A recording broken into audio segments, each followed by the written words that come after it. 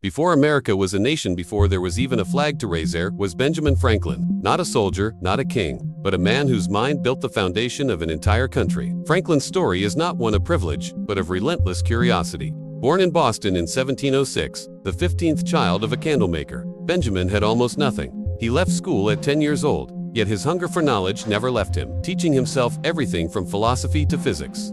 In an age when most people accepted their place in life, Franklin refused. He believed that knowledge could lift anyone in. He would spend his life proving it. At 10 years old, yet his hunger for knowledge never left him. At 12, he became an apprentice to his brother's printing shop. But Franklin's voice, sharp, witty, and rebellious, couldn't stay quiet for long. When his brother silenced him, Benjamin wrote essays under the secret name Mrs. Silence Doggett, pretending to be a witty widow who criticized Boston's rigid society. The people loved her writings. No one knew it was a teenage boy behind the words. That was Benjamin Franklin. Clever, bold, and unafraid to challenge the powerful. By his 20s, Franklin had escaped to Philadelphia, the city that would define him and that he, in turn, would help define. He built his own printing business, became one of the most successful publishers in the colonies, and founded the Pennsylvania Gazette and Poor Richard's Almanac, filled with wit, humor, and wisdom that shaped the American spirit. Early to bed and early to rise, he wrote, makes a man healthy, wealthy, and wise. To this day, that line is quoted around the world. But Franklin was more than a man of words. He was a man of ideas, big ones. He founded the first public library in America, the first volunteer fire department, the first university in Pennsylvania. He was a scientist, an inventor, a diplomat, and a visionary. He proved that lightning was electricity by flying a kite in a storm, risking his life to reveal nature's secrets. That single experiment would spark inventions that changed the world. And yet, Franklin's greatest work was not in the lab or the printing press. It was in the birth of a nation. When the colonies rose against Britain, Franklin, now an old man, became their voice to the world. In France, he was treated like a celebrity. His charm, intelligence, and humor won over kings and philosophers alike.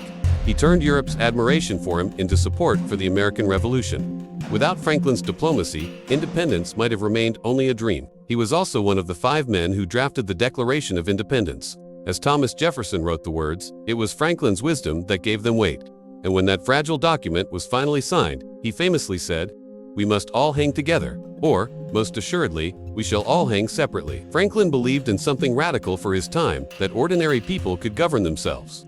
That reason, not birthright, should shape a nation. He dreamed of a country not built on fear or kings, but on knowledge, freedom, and the shared pursuit of a better life. But even Franklin, the man of light, had his shadows.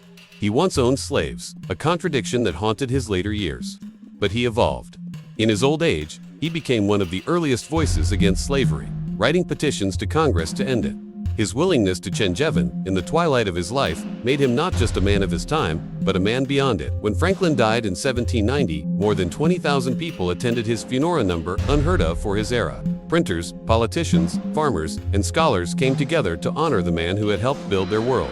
He left behind not just inventions and institutions, but an idea that America could be better than it was yesterday. Benjamin Franklin once said, "Tell me, and I forget. Teach me, and I remember. Involve me, and I learn." Those words still echo through American classrooms, businesses, and hearts. Because Benjamin Franklin wasn't just one of America's founders. He was its original dreamer, the proof that curiosity, courage, and change could build a new world. And in a time when the nation still searches for its identity, Franklin's story reminds us. The greatest revolution begins not with a sword, but with an idea. As the new nation struggled to stand on its feet, Benjamin Franklin, now well into his 80s, watched quietly as his ideas took life. He had seen kings fall and revolutions rise. He had seen the cost of freedom paid not in silver, but in blood. But Franklin's greatest concern was not victory, it was what came after. He knew that building a nation was easy compared to keeping one alive.